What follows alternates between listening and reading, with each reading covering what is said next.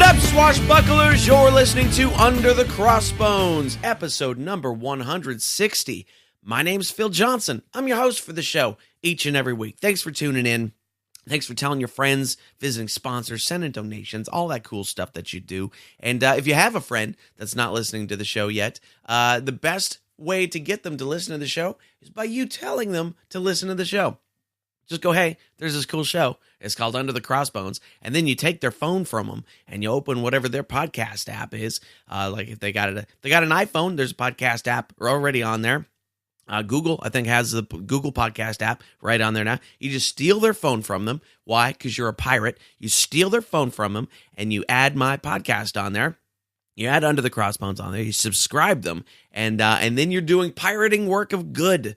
That's how you can do that. So I appreciate everything you do to support the show. It's really great. Anyway, here we are, episode number 160. Fun fact about the number 160. In the year 160, in Rome, they started the manufacture of soap containing grease, lime, and ashes. That doesn't sound like soap to me. That sounds like things you would never find in soap. They were like, hey, you know what? You know what would make us really clean is a bar of grease and ashes. And then we rub it all over ourselves. And now we will smell like grease and ashes instead of BO. And then a guy was like, wait a minute, what if we put lime in it? Now, it is lime, L-I-M-E, not L-Y-M-E, because that would be bizarre. But the guy was like, hey, what if we put lime in it? We might smell a little better. We won't smell like grease and ashes. So that happened in the year 160. But also in the years 1966 to 1991, and I did not know about this, in the UK, there was a thing called Dial-A-Disc, where you could dial the number 160, and it was a telephone number operated by the General Post Office in the UK, which enabled callers to hear the latest chart hits. So the post office set up a phone number where you could call up and listen to songs that were probably also on the radio. And somehow that lasted for 24 years. All right, I'm down with anything that puts the music out there and gets people listening to it. It's an important thing. But that's, I guess, the UK on that streaming bandwagon, like early, you know, no choice. There was no shuffling. There was no playlist, but they were like, hey, just dial 160 and we will play the big hit songs of the day. All right, cool. I had no idea that even existed. That's amazing. So my guest on the show today is Joshua London. And he's the author of a book called Victory in Tripoli. Now, here's what we're doing. We are going to North Africa today and next week. I got a duo of shows here for you. And Victory in Tripoli is the name of the book. And so we're going to be talking Barbary Pirates today. The advent of years just after the American Revolution.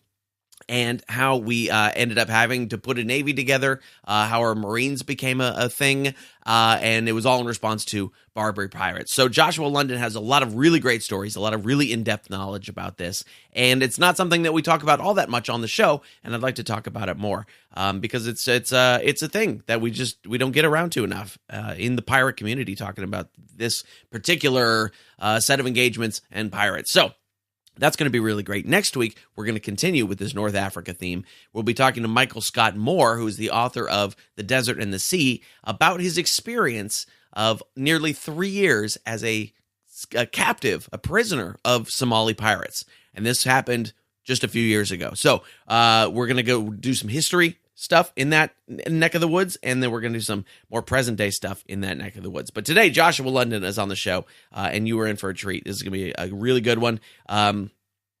It'll be, I almost said like a really fun one, but I don't want to say fun because we're talking about some pretty deep, serious stuff. But it's an enjoyable listen. I'll put it that way. That's a good way to put it. That's a good way to put it. Man, have I been busy. This week, I'm heading off to, I got shows in Edmonton, Alberta, Canada. Very excited for that. That's going to be October 11 to 13 at the Comedy Factory up there in Edmonton. I'm looking for some Edmonton pirates. If there's anybody up there doing the pirate thing, I'd like to get an interview or two in while I'm there, because I'm going to be there for a week and a half And I suspect I shan't have a lot to do during the day. I guess I gotta go visit the Giant Mall. That's the thing there. So I will go visit the Giant Mall, and then I will check that off the list. After that, October the 25th, I'll be at Tilted Mash in Elk Grove, California.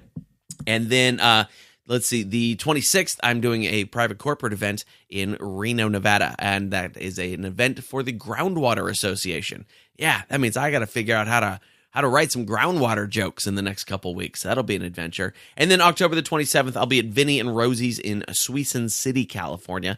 I don't even know if I'm pronouncing Suisun City right, but if you live in that area, then you know what I'm talking about, and you're probably used to hearing people pronounce it incorrectly anyway. Lots of other dates coming up, though. Arizona, Nevada, Minnesota, Florida, Oregon, Washington, all coming up very, very soon. You can go to underthecrossbones.com, click on the tour dates button, and find out where I'm coming near you to tell some jokes, sing some songs.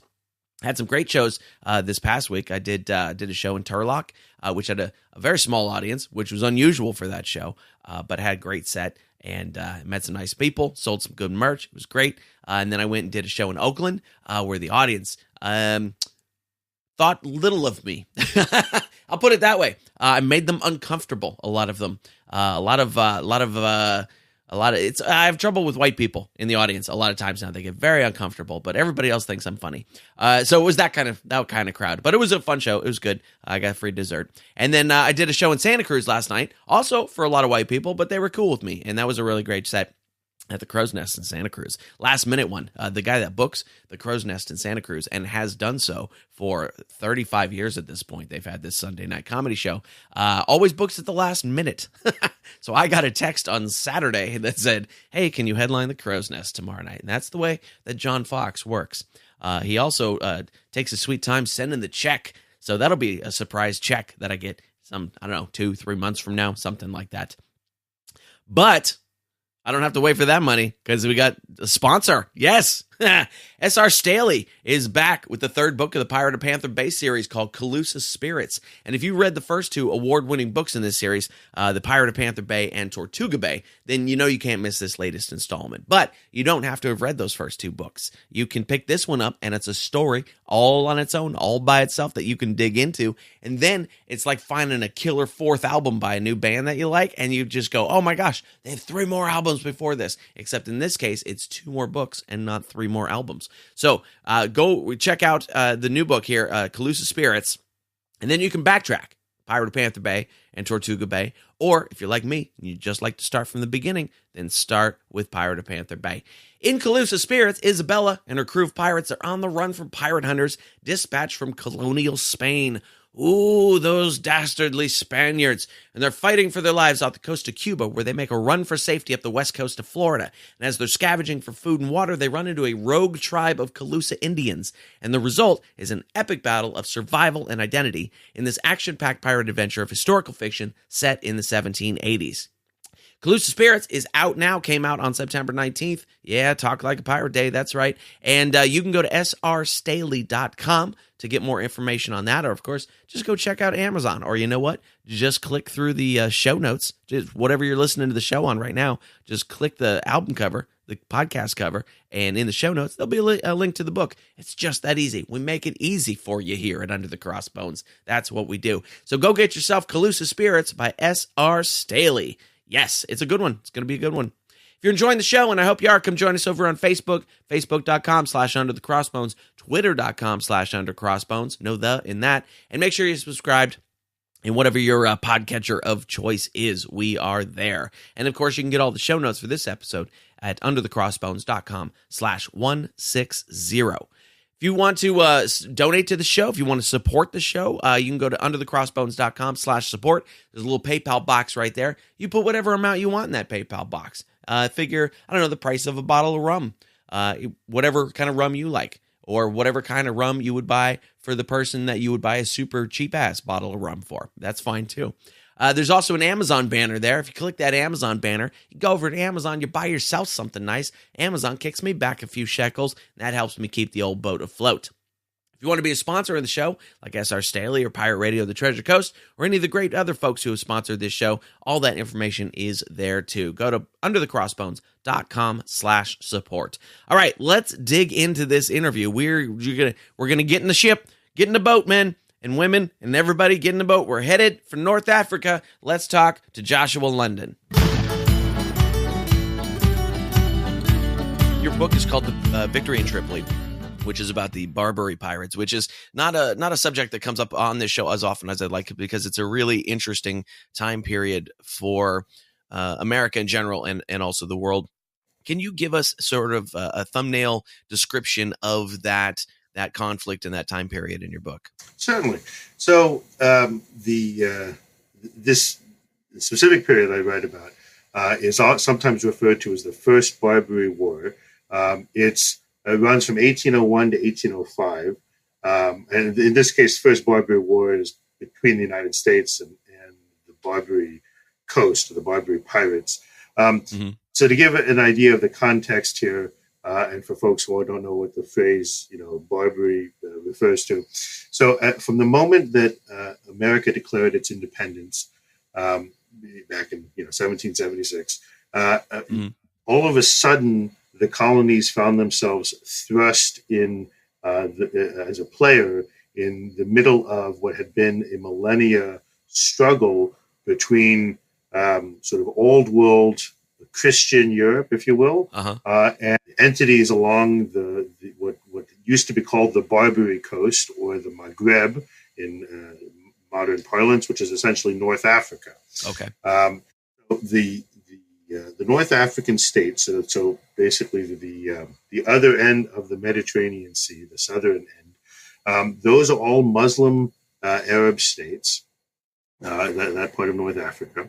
And so there's, Morocco, modern day Tunisia, modern day Libya, all the way through to Egypt. And Egypt is kind of the cross section between the Maghreb, North Africa, and the Levant, where you start to get into, closer to what conventionally the Arab world. Okay. And so for over 1,000 years, basically, you had, as part of the battle between Crescent and Cross of the Crusades and all that, you had this kind of open war that went back and forth between the Muslim countries and the Christian states. So give folks a sense of the context here.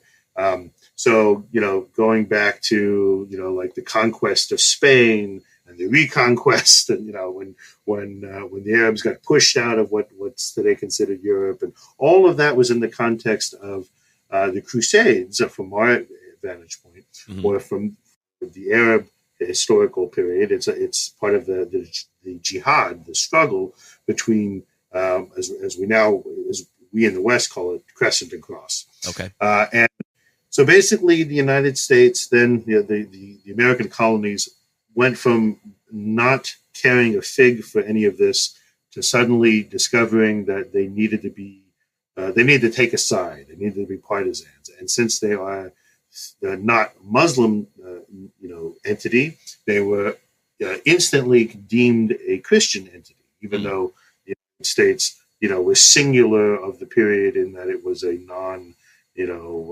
religiously founded, country. They didn't have an institutional church and so forth. Right. And even though that became founding principles of the United States, that was all new. Right? Forget, right? This was sort of a totally different enterprise.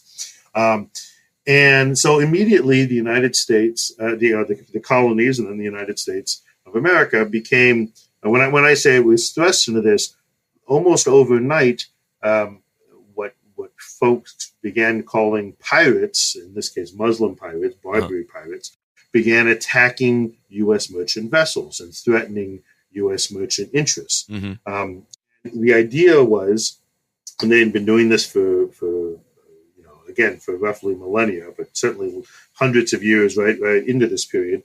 Basically, they would harass Christian ships. They would attack them. They would attempt to seize them so that they could both loot, the goods on the ships, but then take prisoners who they could then sell into slavery, or they had the option of of turning Turk, as the phrase was, and becoming Muslims themselves, Right. or there's also the option of being killed. And now the reason why they used to refer to it as turning Turk was for a good chunk of this history, the North African states were were at various times tributary or second fiddle under the suzerainty of the Ottoman Empire. Mm-hmm. The Turks, right? So that's why there's often throughout this historical period, there's folks will sometimes refer to these guys as Muslims, or Musulman, as the phrase of the time had it, or Mohammedans, or Turks, because they were all thought of as sort of part and parcel, even though the actual political entities at periodic intervals were independent of Turkish rule. Uh-huh. So at any rate, so that's the kind of the broad context. And just as a quickie, a lot of folks don't know this. One of the first nations to recognize the United States, to the degree that it mattered, was actually Morocco. And in part, it was because the emperor of Morocco, an Islamic state, at the time, wanted to, thought that basically the United States was people he could work with. He thought maybe, he kind of understood, was enlightened enough to understand that they were a little bit independent of the sort of the Christendom world, uh-huh. of the old world of Europe. And he reached out to us, as it were, thinking he could build a bridge. And because, again, the context here, back in this period, in the age of sail, communications are difficult at best. It's unclear, no one knows necessarily at what time a message is received, or if it's received in full, and so there's a time lag for all correspondence. And when it had been long enough that after Morocco had recognized us, that we didn't respond with gifts and an ambassador and all that, he actually seized an American merchant vessel and took hostage all of the sailors until we recognized that, hey, he's there, and he made a positive overture. And in the end, he let our folks go. But that was the very first instance where the United States, the Americas suddenly realized that, we're in trouble here. We didn't necessarily know what we're getting ourselves into. And again, for folks to remember the context, this is before the United States has a military presence of any sort, right? We have the Revolutionary War going on, and there was a Navy and all that, but we don't really have the ability to project force, in defense of our interests or in furtherance of our interests overseas by any stretch. Uh-huh. And so, during the time of the American Revolution, America does have folks overseas kind of representing us. Benjamin Franklin was situated in Paris initially, and a few others of the founding fathers, and eventually we end up with John Adams, who represents us in Great Britain, and Thomas Jefferson, who represents us in France. And there's a very early encounter, which I put in my book. It kind of helps set the tone, and it informs part of the debate about how America was going to cope with this problem of piracy, of terror from the Barbary states. Mm-hmm. There was an encounter in 1786 where Jefferson meets the ambassador from Tripoli.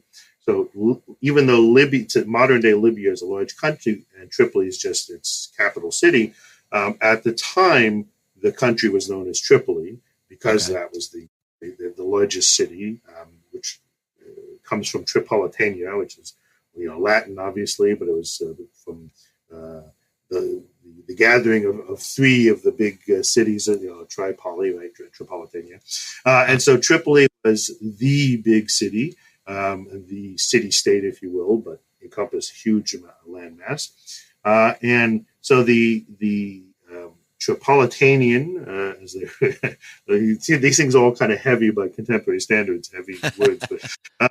But the ambassador at the time, who was, working his way through Europe, at that time, this was sort of the backwater of the cross and crescent wars, kind of the tail end of all this.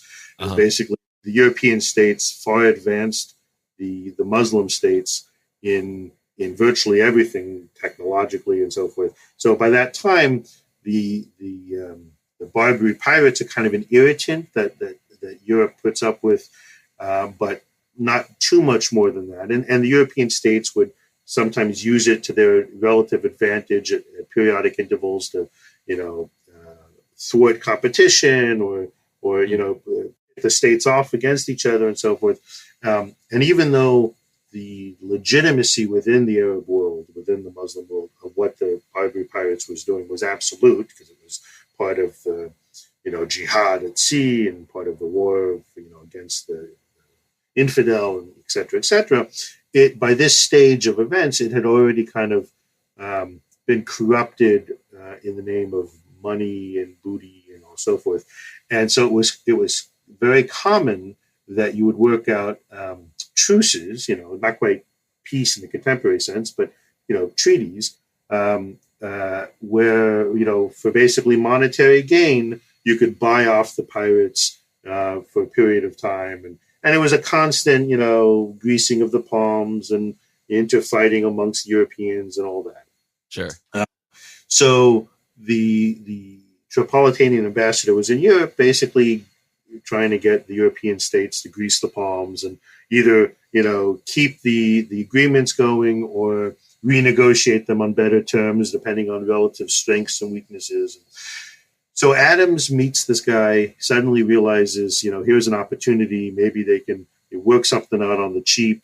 He was under the incorrect impression that if you got to deal with Tripoli, you could drag all the other states in line and you could, sort of work out everything with this one deal. So he calls Jefferson in from Paris, and they meet with him. And there's this terrific encounter, which Jefferson later gives a full report of, and you can see this on. There's a couple different archives that have it digitized. You can see in Jefferson's own penmanship. There's this great letter where basically in 1786 Jefferson tells the Continental Congress, without using the phrase jihad, he basically explains the entire doctrine of jihad. And he basically says that they spoke with this ambassador and they said to him, we're a brand new country. We've never wronged you. We've never had any encounter with you.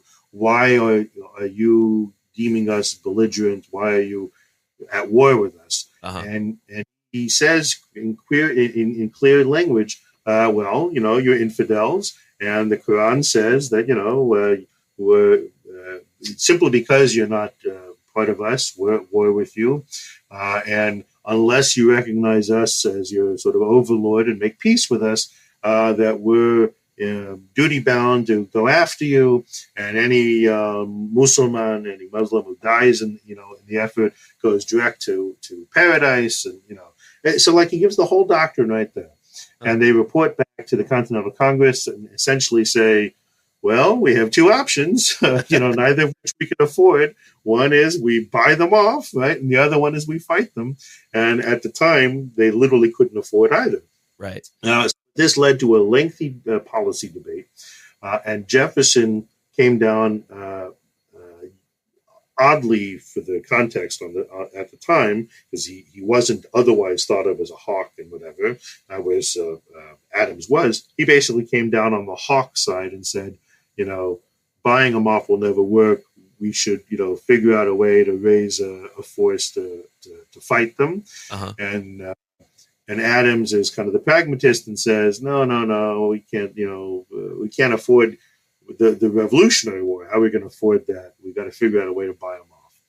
So that's the backdrop. So fast forward by 1801, Jefferson's now president, and essentially here's an opportunity. He gets confronted with an opportunity to test his policy prescription, because all of a sudden he discovers that Tripoli has declared war on the United States, and now he has a choice how to respond. So all through that, between independence through 1801, the United States by that point has had run-ins with, Algeria, then known as Algiers again, for its capital city.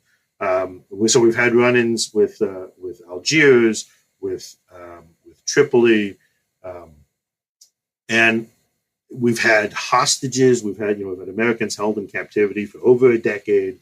It's been a sort of an ongoing source of angst. We've had some peace treaties that the United States brokered and has failed to live up to, both primarily because of lack of resources. America at this time is not the wealthy superpower of today. It's instead a fledgling entity that, mocked by Europe, that even though we won our independence, we basically, needed the assistance of France. We needed, outside help, both to keep ourselves financially afloat and kind of make all this work. Sure. And yet we still have this problem. So by 1801, the United States suddenly discovers that it's at war with Tripoli, and things are rumbling with Algiers and Tunis. And Jefferson, by this point, we now already have a fledgling U.S. Navy, and as a matter of fact, let me just as a quick backdrop. So, in the waning days of the Washington administration, George Washington, the first act for naval armament, the first time that the United States Congress votes to build and establish a U.S. Navy and build a bunch of frigates and all that, was specifically because of attacks from the pirates of Algiers on the Barbary coast of Algeria, and the language of the first naval armament, in fact, explicitly references the pirates of Algiers. So this is within the domestic U.S. debate about hawks and doves and national defense and all this kind of stuff. Domestically, Americans have heard about the Barbary, corsairs, Barbary pirates. It's an active part of people's political vocabulary. It's a well-known debate. People have been discussing it. There have been, Americans held in captivity and eventually freed, many who have died in the process, and all that. So this is a well-trodden political source of political angst for folks. Right. And just as another quick aside, people, a lot of folks don't know this. When Francis Scott Key wrote The Star-Spangled Banner, it actually began initially, the sort of early drafts were actually referencing the Barbary Pirates and our ability to stand up to them and so forth. So this was, even though it's now a totally forgotten slice of American, or mostly forgotten slice of American history, I should note that since my book came out, there have been several books on this topic, including a couple bestsellers. Mine, alas, was not a bestseller. I haven't quit my day job, but although I did fine, and there was good critical praise and all that. But I'd like to think that I helped pave the way for some others. But regardless, so even though now it's got some headway, and because of kind of the war on terror, kind of post 9/11 context, there's more folks who kind of searched for U.S. history to kind of come up with parallels or other things, and that's renewed interest in this conflict. Right. But it's still largely unknown. Certainly, yeah. I mean, there's just so many parallels to today. But it's also just a very, to me at least, very interesting period. And while politically America doesn't necessarily come out great from this encounter, and Jefferson in particular is not his finest moment, but militarily, the United States actually does fabulously. The Navy looks great. The Marine Corps looks fabulous. And anyone with any connection to the Marine Corps, either through service or friends or family who have served, the Marine Corps, there's a reason why the Marine Corps hymn has the refrain from the halls of Montezuma, right, in Mexico, right, to the shores of Tripoli. Yeah. Because this is a direct reference to the First Barbary War, because there was a small contingent of U.S. Marines involved in the invasion and amphibious assault. And the Mameluke sword, that's part of the ceremonial dress of the Marine Corps, it hails right back to this period as well. It was a gift. There was a Mameluke sword that was a gift to Lieutenant Presley O'Bannon, Neville Presley O'Bannon, sorry, who's like a legendary figure in the Marine Corps, right? And Mamluk is a reference to, there's a particular sort of really kind of ethnic identity within the Muslim world, and specifically the Turkish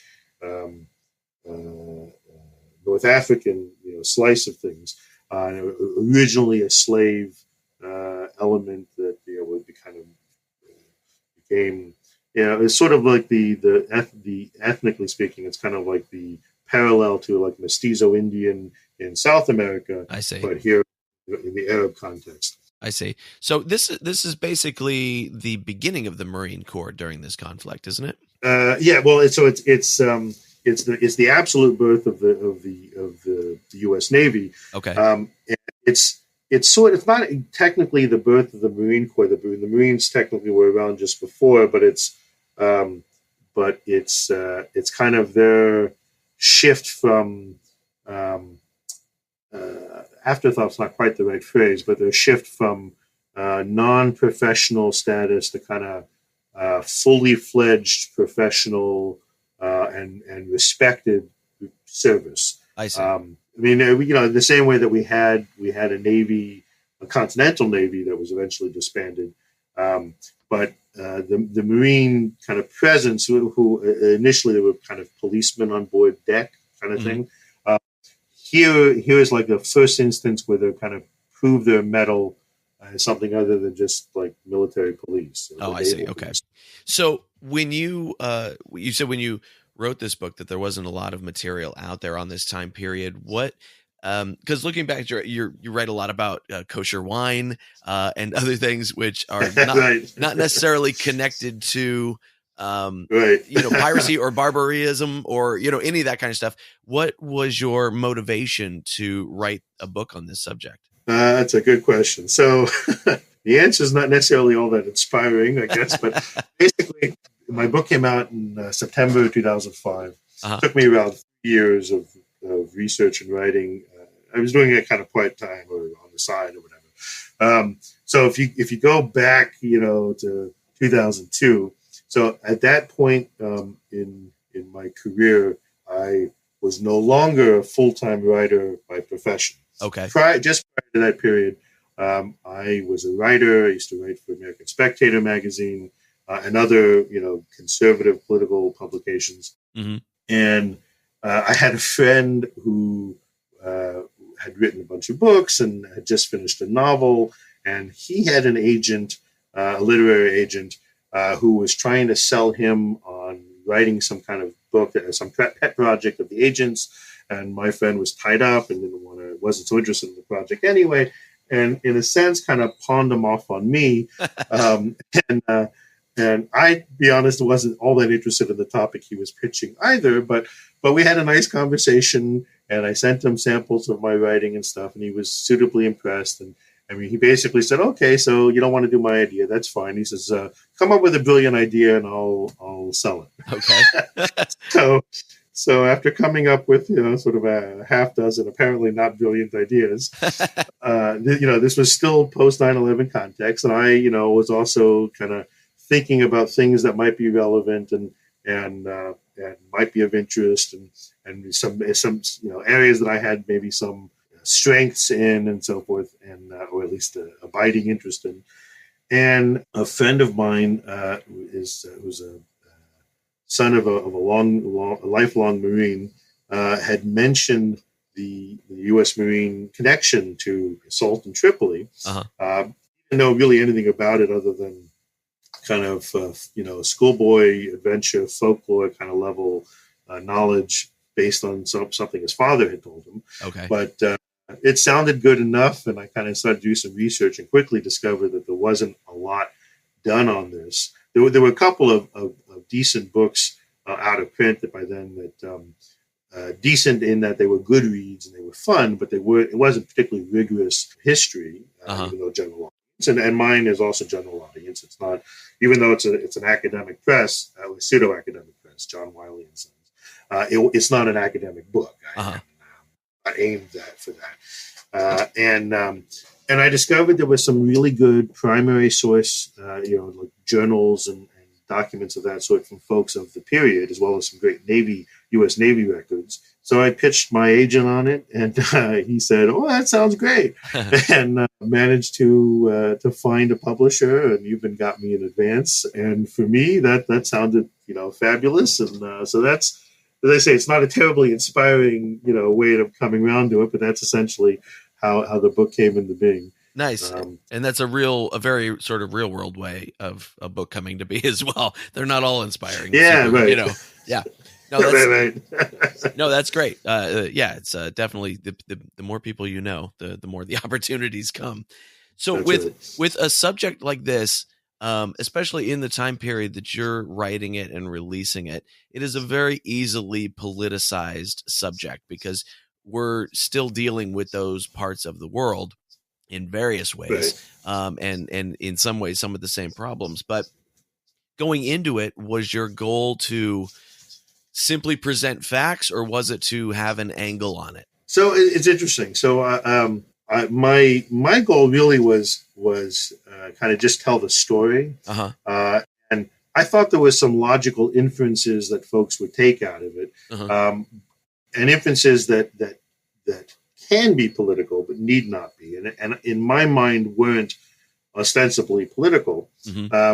In the course of the various reviews I got, most of which were very positive, a couple of the ones that weren't so positive, it was interesting. Like that, I had there was one reviewer who basically loved my book right up until like some throwaway line I had, or they took to be a flippant line at the end, which in their read suddenly played my hand out as a, to use their phrase, a neocon warmonger, and then they decided the whole book was there to justify Bush's war. And it's really, nothing quite like that. And I sort of joke with folks later that had that been my intent, I could have written it a much better way. But regardless, it's, so otherwise though, for my, my goal really was just to tell what I thought was a really intriguing story. And as to me, it does have some very clear sort of lessons, historic lessons, and with policy implications. And again, they need not be specifically, to use the stale language of that moment, neocon or anti-neocon, whatever. But it does suggest, perhaps certain timeless lessons about what is and isn't effective when dealing with kind of, in geopolitical terms, bullies or fundamentalists. And I just thought that I still think that it's a great parallel to aspects of today, and allows folks to kind of channel or tap into what some of the great American political minds of the past, thought about related things. And I think for example, we have a terrific sort of back and forth in letters between Jefferson and John Adams, as they debate the pros and cons of fighting the Barbary Pirates versus paying them off. And their back and forth actually, I think, is a very, a very useful debate to revisit in a contemporary setting, even though so much aspects of it are so much simplified from concerns we have today. But I think that's interesting, and I think that could help inform folks about the current debates. Likewise, another aspect to this, and one that wasn't so far from my mind as I was researching and writing it. You mentioned that I read on kosher wines these days. So for folks who don't know me from Adam, so yeah, I'm an Orthodox Jew, so I have an interest in wines and spirits and all that, but I write about kosher wines, right? And we can get into that in a second if you want. But so I'm Jewish, obviously, and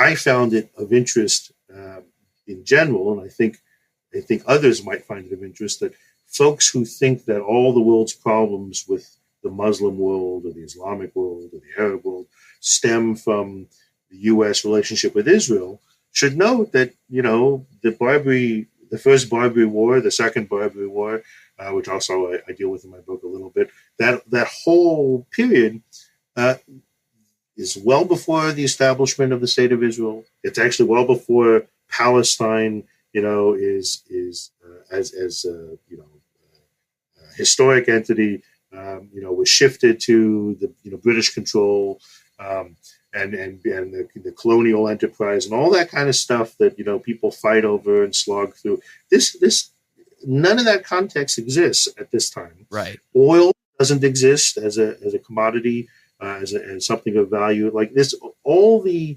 contemporary issues that one can point to between sources of conflict or interest for the United States and the Arab world, none of that exists, and yet we have this conflict. So I think it's, again, to me, I think a logical inference is to understand that however else one wants to read the contemporary history, understand that aspects of conflict existed and persisted independent of what we think of as the sources, or what is commonly thought of as the sources of some of this conflict. Mm-hmm. Yeah.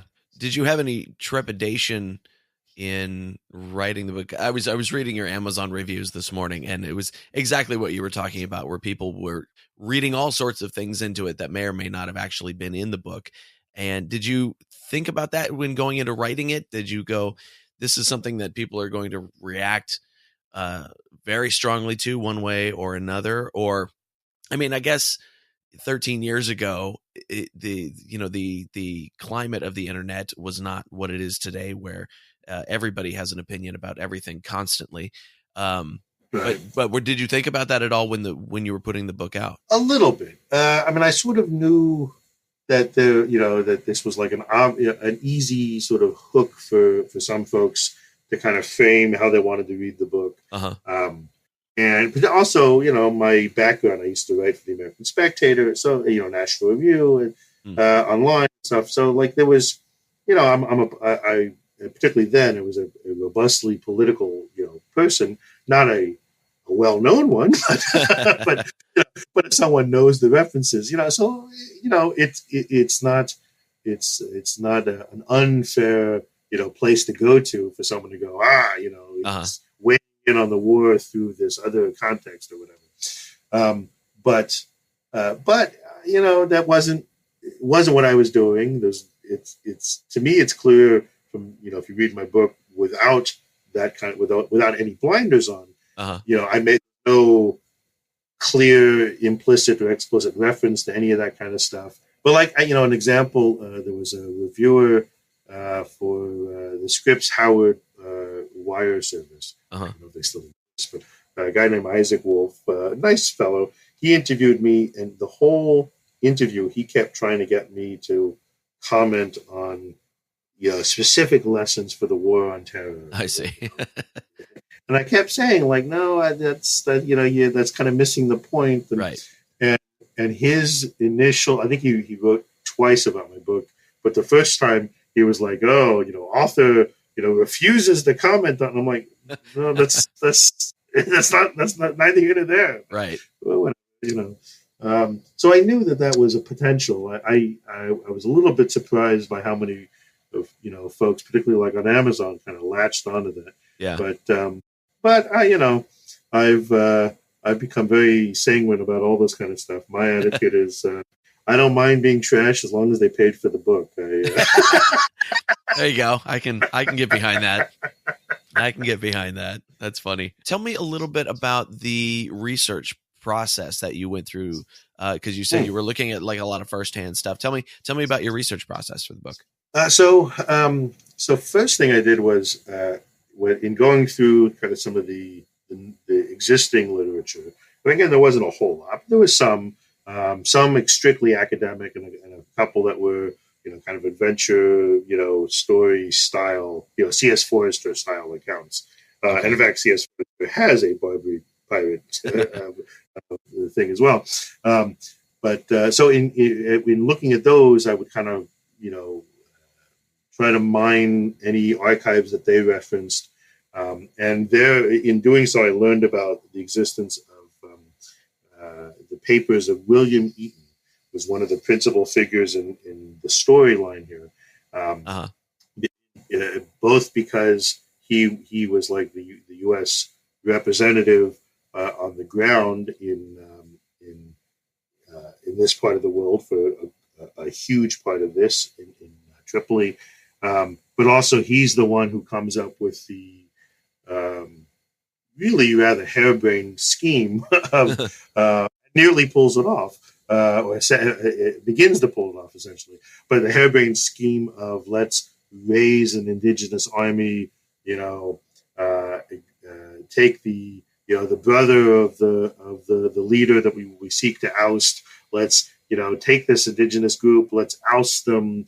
Let's recreate. Do regime change. Recreate the government in our image. Install a pliable ally who we're essentially pushing and funding and directing. And it's like the early version of again, to use kind of the 13-year-old now political language of of that period. It's kind of like a proto neocon strategy, if you will. And it's remarkable, and it's essentially the guy's sheer force of will that kind of begins to pull it off. In the end, he's undercut by the United States kind of second guessing itself, and Jefferson greenlights a mutually exclusive alternative policy option that becomes essentially becomes live in real time. So just as they're theoretically gaining a tremendous victory on the one hand, it's being totally undermined by Jefferson on the other. And he actually gets to enjoy the fruits of both because of the time lag of communication. So he enjoys the victory of this great, military victory, as it were, in the first war with Tripoli. And then at the same time, he gets to then enjoy the peacemaking. And even though the two kind of happened at the same time, and the peacemaking radically undercut whatever gain we had on the military side, because of the time lag, Jefferson essentially gets to enjoy all of it. And Eaton goes down as a non-entity and dies a bitter alcoholic and all this.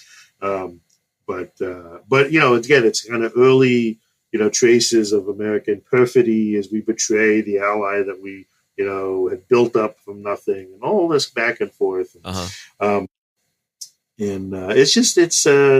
it really is a very, fascinating period, pregnant with parallels for the contemporary period. So I got the Eaton papers, and they were available on Microfiche. So I got copies of the Microfiche. It now, I think academic libraries, I presume, still have Microfiche readers. These days, all that stuff would be most likely be digitized. Sure. Although who knows? When I got it from the Huntington Library in California, the person the correspondent in Huntington who sourced it for me, found it, basically said, no one's really touched this in a long time, but here you go. So I did that. There was lots of documents in the Naval Archives here in the Washington D.C. area. College Park has a big archive, U.S. government archive. Then I also did a little bit of a field trip. I went to Tunis, in Tunisia, to Tunis for a week and spent time in the National Archives there. And that was fascinating. The I don't know what it's like now, but back then the National Archives, immaculate in terms of its setup and cleanliness and all that, but old school, like Decimal, that kind of thing. and a little bit backwards from an American perspective in terms of how things are maintained. So like I would get, folder after folder where I was easily, no one had touched it since the 70s at best. And, there was no protocol where I had to have gloves on or anything like that. And so I'm opening a folder and I unfurl a yellow document only to discover that it's, the original, Tripoli draft or Tripoli copy or whatever, penned by, in some instances it was Jefferson when he was Secretary of State. In some cases it was James Madison when he was Secretary of State. Wow. There would be copies that were translated into sort of Italian, like a pidgin Italian, which was one of the correspondence languages of the period. Okay. And here I am touching with my, clean, but nonetheless, not acid-free hands. And I'm like, that's, this one's older than the Constitution of the United States. I shouldn't be touching this. So there was lots of that kind of stuff. And it was really, really, to me, fascinating. There was terrific finds.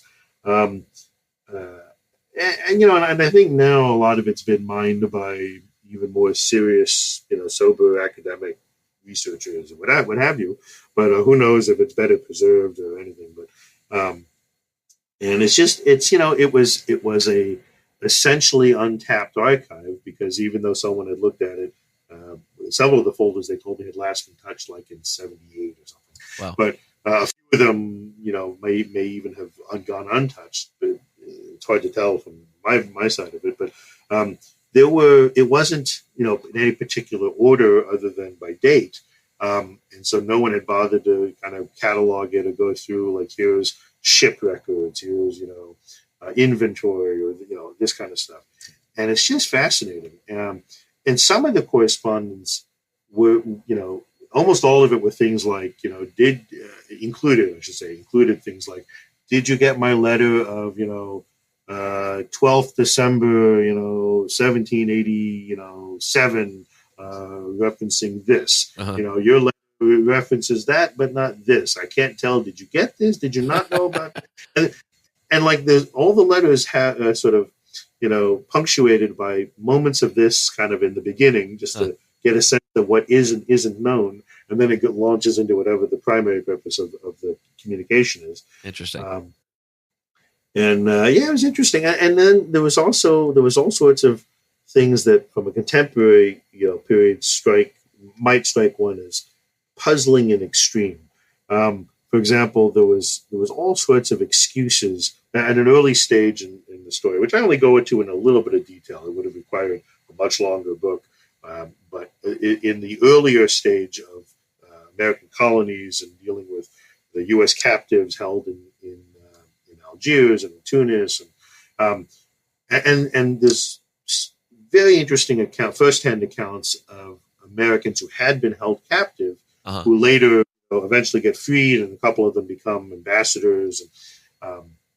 And there's one guy in particular, O'Brien, who's kind of a remarkable figure, even though a bit of a nut, and whose conduct helped queer aspects of the history, such that things that led to war.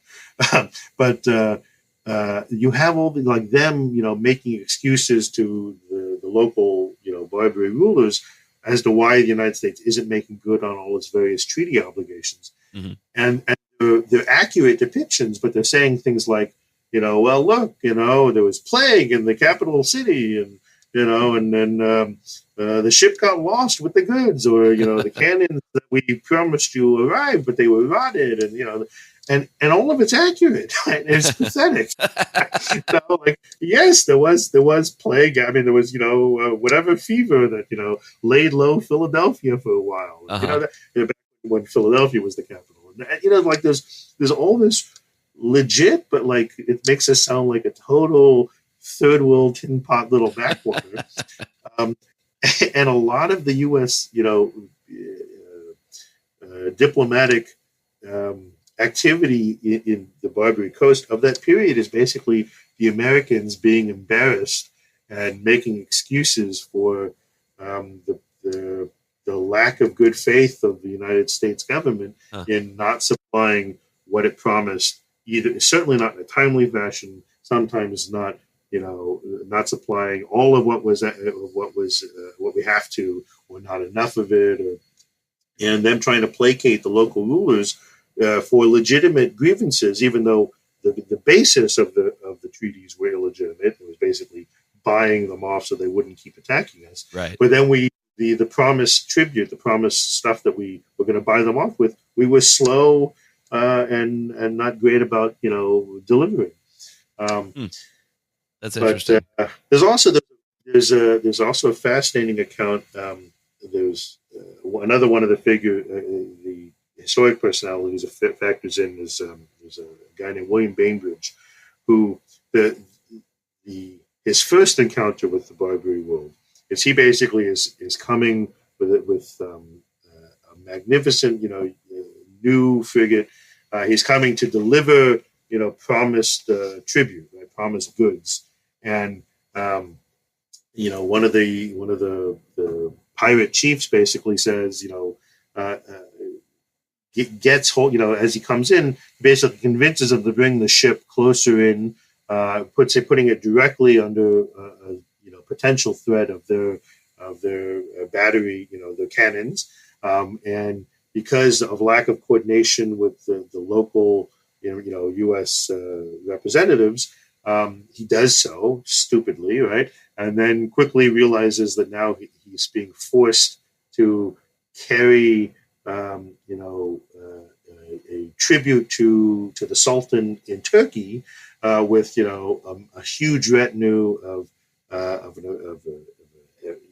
Muslim Barbary pirate ambassador and all these goods and presents, and he's basically now going to be a carrier to the Sultan and to the Ottoman Sultan, and he's basically like a step and fetch it.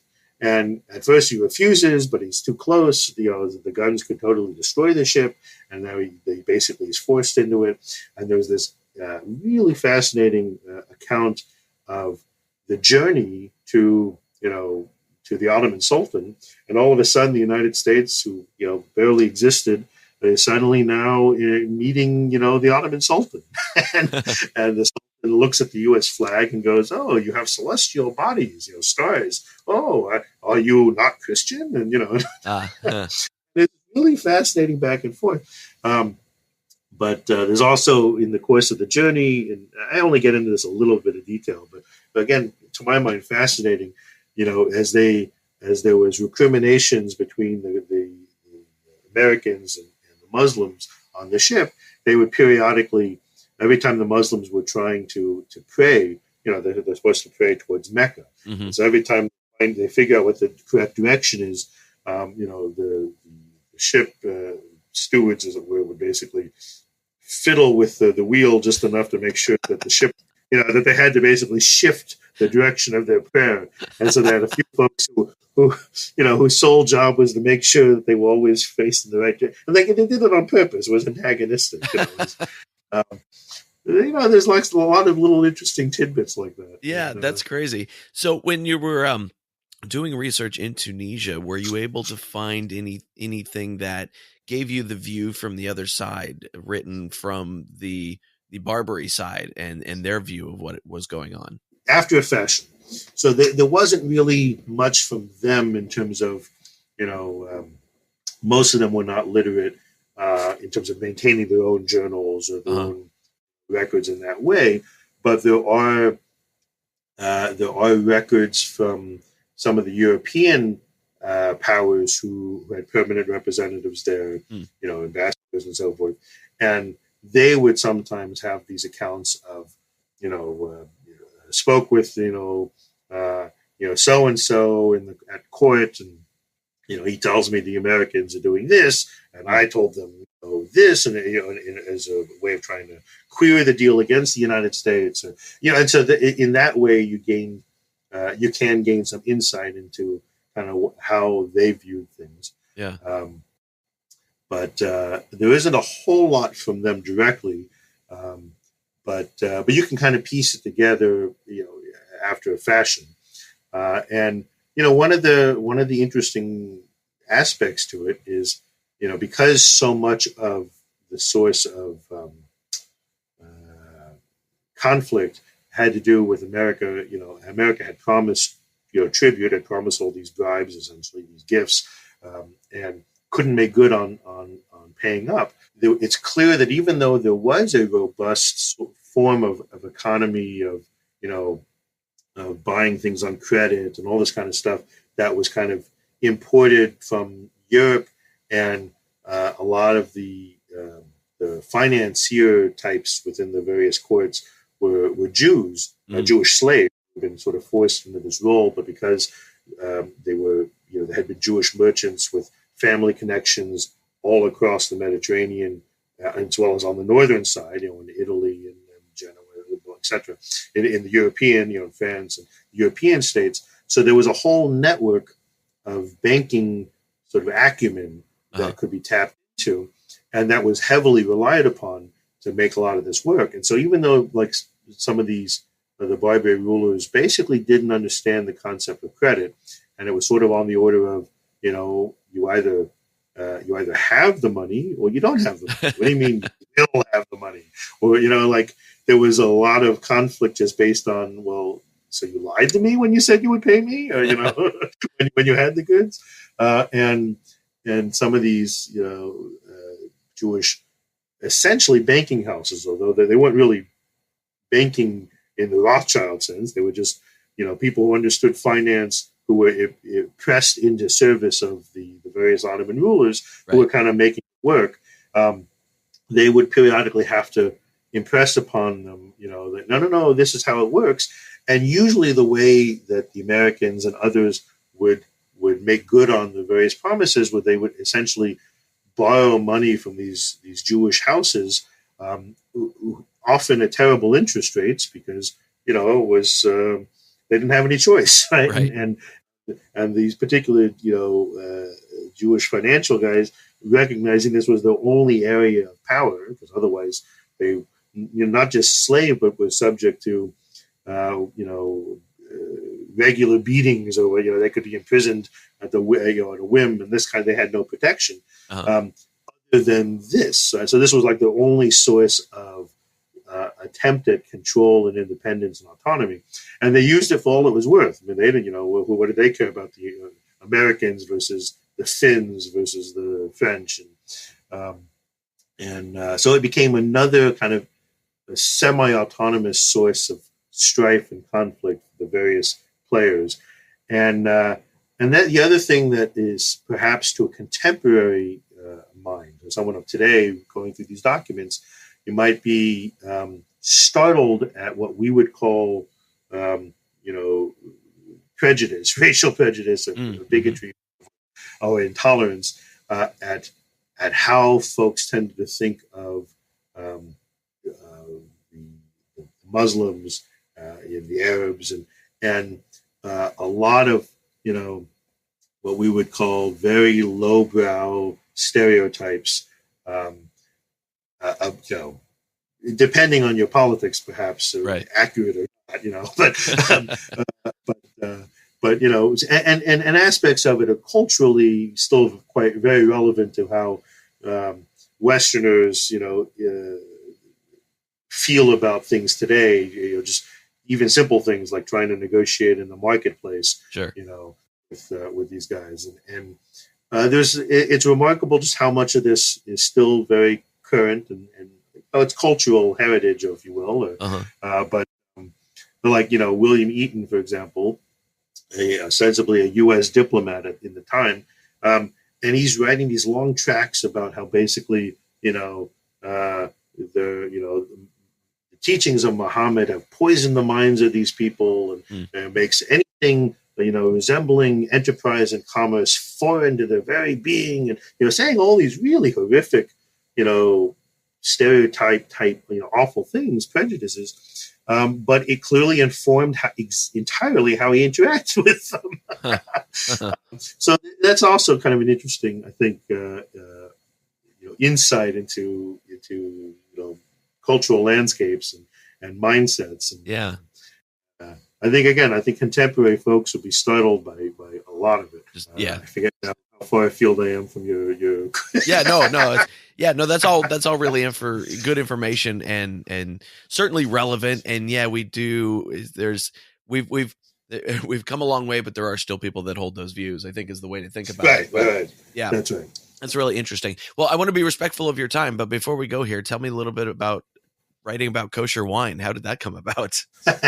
So the quickie version, I guess, is I'm originally from Northern California, from the Sacramento area. Okay. And I've been Orthodox Jewish all my life, grew up religious. And so the handful of folks who were, and in a few cases still are, producing kosher wines in the Napa Valley and then also Sonoma and all that, we all kind of knew each other, even though Sacramento is further, inland. But the Orthodox Jewish world isn't that large, and so we're all kind of family friends, kind of thing. And so I grew up sort of with a little bit of that kind of context, and it was California. So unlike traditional what people used to think of as kosher wines, which was strictly Manischewitz and Concord grape, the super sweet stuff. Sure.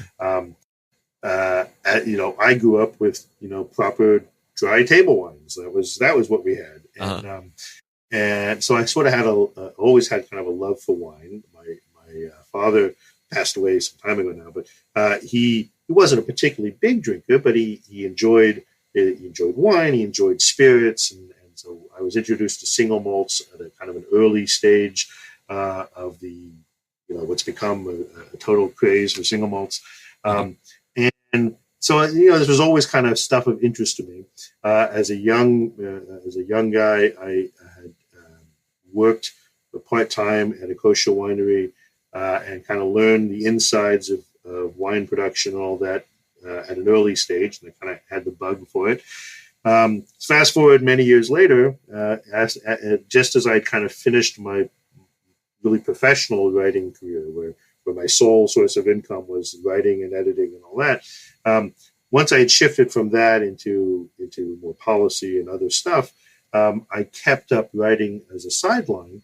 And the primary topic that had no sources of conflict of interest in terms of anything I was writing, anything I was working on rather in my day job. So I avoided politics, but I found there was a niche. There was at that time. The kosher wine market was just beginning to kind of explode with lots of different, really, really good, even by international standards or objective standards, wine, and there wasn't really anyone, writing about it knowledgeably at that time. And I found a bit of a niche, and I've been writing about it ever since. And now already, for folks who know about the wine world, the folks like Robert Parker, the Wine Advocate, the Wine Spectator magazine, Wine Enthusiast magazine, Decanter, the UK publication. So now all the big players, they now all are familiar that with that kosher wines are not Concord grape, sweet, molasses style, crap, and so they do get regular, still obviously niche, very niche, but regular attention, and the wines of Israel.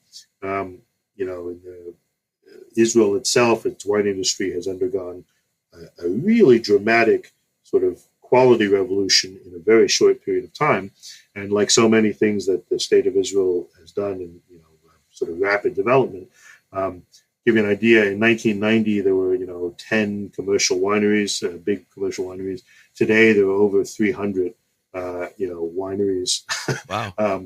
All across the scale, from massive producers to little, garage style, and it's just a massive scene comparatively, and there's some really fabulous wines in the mix, anyhow, so that's essentially how I fell into it, and by staying with it and sort of doing it year in year out all this time, I've become again, this is for folks outside this the Jewish, particularly religious Jewish world, this is a very small niche.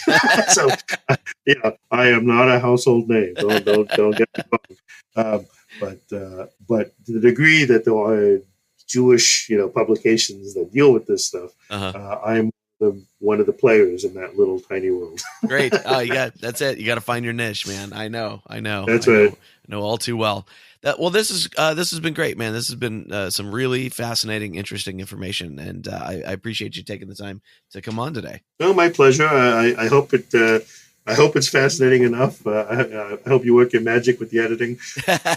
Where's a good place online for people to keep up with what you're doing? So I do have a website, but I really don't do much with it. I just lack of focus, and I'm just not techie enough. But okay. But I do. If you Google my name, you'll find it. But basically, there at least I do have links to. So joshuaelondon.com. I do have links to. I have a regular column, weekly column with the Jewish Week, which is a New York publication, and a regular weekly column in the Washington Jewish Week, which is local to mine in the Washington, D.C. area. And there are links to both of those from the website. Right. So you can get that and, check it out on a weekly basis. And I periodically write, other stuff for other publications. And because of the spirit stuff, I have done some mainstream stuff like Whiskey Advocate, which is a big magazine. In its early incarnation was known as Malt Advocate, and I had a great article in Malt Advocate. Now it's like Wine Spectator. It's part of the same publishing house. It's a much bigger deal. I'm not sure I could get past the initial editor weeding out of people I've never heard of. But well, that's great. I'll get all that in the show notes, and we'll send people over to check out the book and your wine stuff and all sorts of good things. So thanks for doing this. I appreciate it. My pleasure, and I guess it's worth reminding folks, if you go to Amazon, right, the book's available in hardback, I think still, paperback certainly, Kindle, so for whatever that's worth. Yep, and that'll all be linked up in the show notes for sure. Excellent, and I guess one other note, you probably have interviewed lots of authors, you probably know this, but one of the downsides to folks like me who are used to primarily communicating in the written form is we benefit by being able to edit so that we look like we're really concise and on top of things. Whereas in this context, I'm probably a rambling idiot. So oh, not at all. Not at all. That's what podcasts are for. Absolutely. There it is, friends. That is my interview with Joshua London, author of Victory in Tripoli. I don't know about you. I learned some stuff in there that I did not know. Morocco, first country to actually acknowledge the U.S. as a country. Who knew? There was a lot of really good stuff in there. Did you learn something? Was there somewhere that you wanted to interject a comment? I know when I'm listening to podcasts, I always want to jump into the conversation. And instead, I just end up yelling at the dashboard of my car. And so if you want to jump into the conversation, please do that. Come over to facebook.com/underthecrossbones. Leave me a comment. Tell me what you liked, what you learned, all that kind of good stuff, and we will do it up there. You can find out more about Joshua London at joshuaelondon.com, all spelled like it sounds. And, of course, you can get his book on Amazon and all the places. We're sponsored today by Pirate Radio, The Treasure Coast, WKKC-DB, playing the best music of today's hits and yesterday's classics, and Pirate Radio Talk, playing the best pirate radio shows, including Under the Crossbones, 24/7, all commercial-free. To listen, go to pirateradio.thetreasurecoast.com or pick up the Pirate Radio WKKC-DB app in your favorite app store. That's for the music station. If you want to check out the talk station, go to pirateradio.tc.com or pick up the Pirate Radio Talk in your app store. And you can even yell at your Alexa or your Android phone and go, "Hey, Google, hey, Alexa, play Pirate Radio The Treasure Coast," and it will do so. It will obey your every whim as long as your whim is to hear Pirate Radio The Treasure Coast. If your whim is to, get suddenly wealthy, I don't think Alexa can do that yet. Not yet.